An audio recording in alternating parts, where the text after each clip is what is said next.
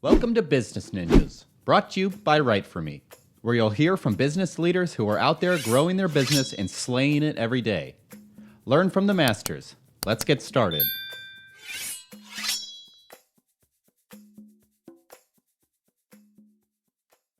Welcome to another episode of Business Ninjas. I'm here with Oliver Shoulder from Everpeak Partners. Hey, Oliver, how you doing? Doing well. Great, good to have you here. Well, tell me a little bit about you and your company. Sure. So I founded Everpeak Partners about 5.5 years ago. We are a Salesforce consulting company. Prior to founding the company, I was a Salesforce consultant. Most folks know what Salesforce is, but it's a customer relationship management system, tracking leads, account management. There's tie-in to marketing automation and many other processes. We ultimately help clients that are using the platform to get more out of it by consulting and creating best practices, as well as developing the system through better user interface, reporting, automation, and other areas. Great. I love what you're doing, and I've been a Salesforce user myself as well, so I understand the depth of what you're doing with your business. Part of what I love about it is that Salesforce is a beast, right? There's so much to it. Tell me a little bit about how you started an engagement with a client and zoom in on what's the most useful areas to optimize Salesforce for a client. Definitely. Well, typically, our journey with a company begins before we have a contract or proposal signed or any kind of paid engagement. And I'm our lead biz dev person for the company. We're a team of 12 for context, so we have a delivery manager. When I'm speaking to a prospective customer, I like to look at their Salesforce org if it's an optimization or they're adding on another product, or if it's a brand new implementation, which that's probably 20% of the work. Most of our clients already use Salesforce and we're optimizing or adding on or integrating other systems. But it always begins with just looking at what is the current state of your systems and processes, and what is that ideal state or your goals where you want to be, and then what's the delta between those two that would be the project that we would be delivering, and then also adding in our 2 cents as consultants with some of that you don't know what you don't know factor of features in the platform that you probably pay for but don't know exists. That happens all the time. And so as you're leading with goals and sort of a North Star for the client to say, here's where we're going to end up on the other side of this engagement. I'm sure that you're going through financial planning even and what some of their sales goals are for their team and workflow and all of that. Tell me a little bit about how you start the engagement. What, like that introductory period that you're talking about, what is that like usually for a client when you very first engage with them and help level set where you're going to go with a relationship? Yeah, I mean, I always like to lead with value. So, before we have a contract signed, there's typically some level of consulting and architecture that goes into determining what the engagement looks like. And we work with a number of different Salesforce products. So most people think of Salesforce as a CRM, which is their Sales Cloud product. We also work with Service Cloud, Pardot, CPQ, Marketing Cloud, Field Service Lightning, Experience Cloud, several others. Also, sometimes the projects that we do are very technical, so it may be a custom integration with an accounting system or an ERP system or another third-party system. And other times it's more RevOps or sales ops consulting and dialing in their lead stages, and hey, if your lead stage goes to nurturing and there's no follow-up, kick out an email and create a new task 2 weeks later. And there's a lot of nuance within it, but early on, it's painting the picture for the art of the possible with the system. And then once we kick the project off, it's really, we would introduce the consultant to Neil, who's our client success manager, who's been with us for over 5 years, and he makes sure that, we're delivering on the projects. And then one of our Salesforce certified consultants that would be working with the client, having those stand-up meetings where typically we do discovery initially front loaded, and then get into iterative build out in the sandbox, show it to the client, collect feedback, and then build the next set of requirements or make modifications. That makes a lot of sense. And so Salesforce has this metaphor of a trailhead in all of their documentation. Do you use that kind of same metaphor and build out like Visio diagrams and that kind of thing prior to execution of any coding? Or is it more of like a, Scrum environment or Sprint? Or tell me a little bit about that. Yeah, we run our projects using the Agile project management methodology. A lot of projects will use a lucid chart to create a flow chart, and then we can really come in there with a scalpel and say, hey, when the data syncs from Zoom info to Salesforce, and then you're syncing that data as well with HubSpot, and when they respond to an email, it should update this system, and hey, when it updates that, we want to change this little thing. And so when you've got a visual diagram, then you can really take the fine-tooth comb or the scalpel and make the changes that you want to make. And ultimately, we're a little different in that from a lot of our competitors, in that when we do a project, we're very focused on making sure that there's ROI. And so we'll be selective with what areas we're making improvements to. And we look for the low-hanging fruit and knock that out first, typically in projects, to really build trust with our clients and have them feel like, hey, these Everpeak guys, they're really good value, especially when you consider Salesforce will charge you the same license fees regardless of whether you're using 25% of the system or 90% of the system. So whether it's us or one of our competitors, and there's plenty of other Salesforce partners that do great work, but working with a Salesforce partner to better leverage the platform has a super high ROI, because your license fees can often stay the same. As long as you're not buying another product, you just get more value out of the same tool that you're paying for on a SaaS model each month or quarter or year. It makes perfect sense. And since you're focusing on the sales side of the house, the changes that you're making for a company can often have that immediate return on investment as well, because they're making more sales, hopefully.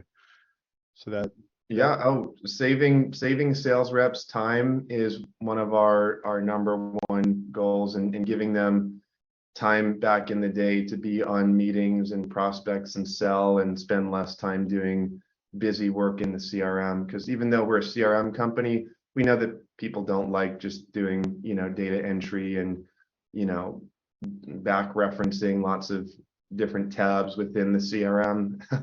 absolutely. Yeah, more high value time for the salespeople. Makes perfect sense. Tell me a little bit about who your ideal customer profiles are. When you work with a client, you're working with mid-market companies, enterprise companies, startups. What's the profile? Yeah, we don't work with a lot of enterprise clients. I would say about on the low end 5 to 10 employees, on the high end 1 to 2,000 employees. Most I'd say are 25 to 500 employees in terms of company size. And then we work with a lot of SaaS companies and professional service, some manufacturing, and then a variety of other industries. And being a team of 12, we do have different consultants who have a lot of experience, for example, in medical device companies or financial services companies. So it's quite broad. Generally, if you are using the Salesforce platform, there's a very high likelihood that we can work with you and provide some guidance and advice and system development. That's great. And tell me a little bit about the origin of the company. You started to talk about it at the top of the call here, but let's double click on that a little bit. People love origin stories. How did you start it, and how did you grow the business from there? Definitely. Well, it's kind of a cool story. I was working for an SEO company back in about 2013 and had a little bit of CRM and Salesforce experience. And from that, I got a job initially doing content creation for a Salesforce consulting firm that was only at the time 3 employees. I was doing marketing, content creation, kind of admin work for them, and then eventually got, I think that same year, got certified in Salesforce, Salesforce admin, Sales Cloud, also certified in Pardot, and then quickly became a consultant where I was advising clients and executive leadership of companies. And I did that for a number of years, had worked before founding Everpeak on about 150 different projects. So I got quite well versed in consulting from a really strategic level on how to optimize Salesforce. Also, the company I worked at was 3 employees when I joined, and when I left was 25. And I worked at a couple different Salesforce consulting firms. And if people are curious, they could go to my LinkedIn. But basically, it got to the point where I had learned a lot about the industry, and I just said, you know what, I need to try starting my own company and see how it goes. And if I fail, I have recruiters message me every week, so I'll just get a new job. And things went well and picked up a couple clients, and then got to the point where I hired my first contractor, and had a couple contractors and got employees. And today, the business, last year we did about 1.5 million in revenue. So it's cool to be able to be part of the club of folks who founded 7-figure businesses. And I never really focus on the money. I just focus on doing good work for our clients. And most of our business comes from referrals and word of mouth, and we just let our good work do the talking. I love that, and I'm a huge proponent of adding value up front, and your customers become your champions, and word of mouth starts to happen. Love that kind of success story, and the entrepreneurial drive of just going for it and starting your own company like that. Very, very cool. How does a company generate revenue? It's very simple. We do project work. Some of the projects we do fixed bids, some of them we'll do hourly. And we keep the margin. Obviously, we've got our overhead to keep the business running, which is quite low, but we charge an hourly rate, or charge a fixed fee, or charge a retainer for ongoing support with clients. Makes perfect sense. That's great. And so what value has content marketing added to your company? As a content marketing company ourselves, we always like to hear stories, and coming from this SEO company that you just mentioned and being the content guy there, I love hearing stories about how content has helped grow businesses. It's helped. We're not super heavy on it. I do have a decent LinkedIn following. I think I've got a little bit over 10,000 followers on LinkedIn, and I'll do occasional posts there. We haven't done a blog post or other content in a while, and we're kind of in the category of consulting firms that generally stays pretty busy. And you know, we love and are thrilled to take on new clients. And that largely just comes from sort of our referral network, which is a lot of folks at Salesforce. Their account executives bring us in with their customers, and then there's other referrals that we get. But I do think there's a good value in content marketing. We've had a couple leads generated from LinkedIn. There was one good sized lead that commented on a post and then sent me a message and said, hey, in fact, it was about a new office, and he was like, hey, I saw you guys got a new office, congrats. By the way, we have a bunch of duplicate issues in our Salesforce org. I'd love to set up some time to chat with you. And then that led into a project. So, I mean, Very cool. can be a real ROI in content marketing. Love to hear that. That's fantastic. And tell me a little bit about educating. How do you educate prospective customers? What's your marketing strategy to do that? It's very one-on-one.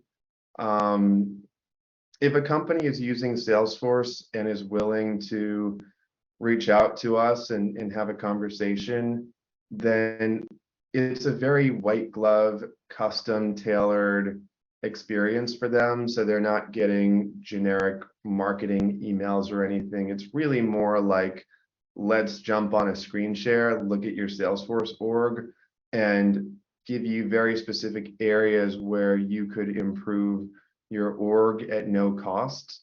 So, you know, sales and marketing, the lines, especially these days, are quite blurred. And I guess, you know, we don't do a lot of this super top of the funnel outreach. We generally, I would say, when I talk to someone, they're probably they're pretty far along in their buying journey, where they feel like either, hey, we have Salesforce, these guys seem pretty legit, and let's see what they have to say, or we have a specific Salesforce issue or need, and we need to find a consulting firm that can help us. Makes sense. And so I guess my last question for you is, forecasting out a year from now, if you're celebrating something, whether it's professionally or personally, what would you like to be celebrating? I would just say continued growth of the company, that we've been steadily growing every year. And I would say just having our team happy and enjoying their work is really important, and making sure that our client is happy and that we're just growing the business. I think that I know that's not a super unique answer, but I think that's our win a year out from now. That's great. That's great. Well, Oliver, tell people how they can find you and find your website. What's your URL?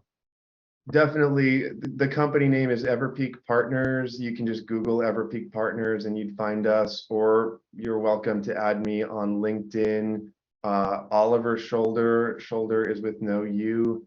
LinkedIn and the website are the two best places. And if you do have a need and just want to reach out direct, Oliver@everpeakpartners.com is my email address. Fantastic, Oliver. Thank you so much. It's been a pleasure talking with you. Thanks for interviewing me.